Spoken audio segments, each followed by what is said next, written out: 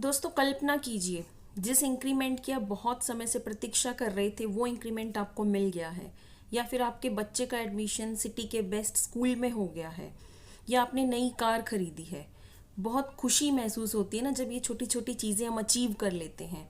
लेकिन ये सब कुछ अगर आपके किसी दोस्त, रिश्तेदार या पड़ोसी के साथ हो तो सारी खुशी पल भर में गायब हो जाती है और उसकी जगह ले लेती है जेलेसी। दूसरों की तरक्की देख एक नॉर्मल इंसान का मन अंदर से जलने लगता है, उसे जेलेसी फील होने लगती है।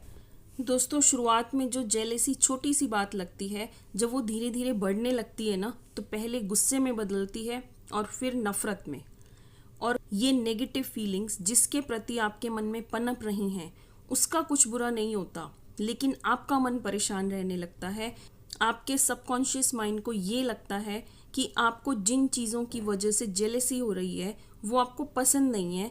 जैसे कि आपके पड़ोसी ने कार ली और आपको अंदर से जलन महसूस हो रही है, तो आपका अवचेतन मन ये मान लेगा कि आपको कार जैसी चीज़ पसंद ही नहीं है और मुमकिन है कि फ्यूचर में आप कार ना खरीद पाएँ। इसलिए आपको अपनी इस जलन को मुदिता से बदलना होगा। अब ये मुदिता क्या है?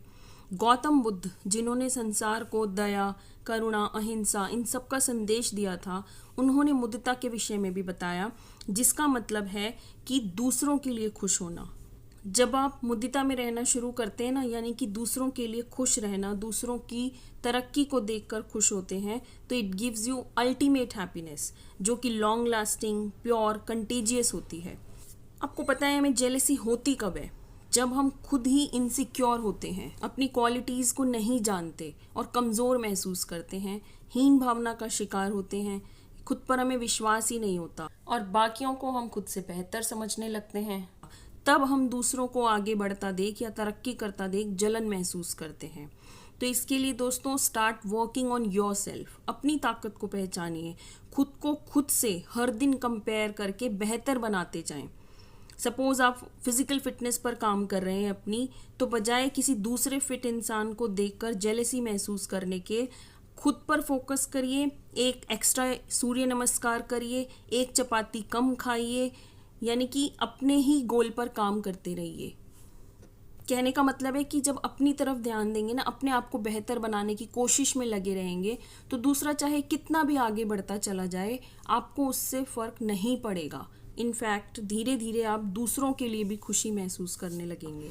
तो गाइज, अब पहले अपनी हीन भावना, अपनी असुरक्षा को ख़त्म कीजिए। कभी ये मत सोचिए कि मैं औरों से कम हूँ। कॉन्फिडेंट फील करिए उसके लिए जो भी कुछ आपके पास है, और तब आप जो इनर पीस, जॉय, ये सब अपने दिल में महसूस करेंगे ना, उसको आप दूसरे लोगों के साथ भी शेयर कर पाएंगे।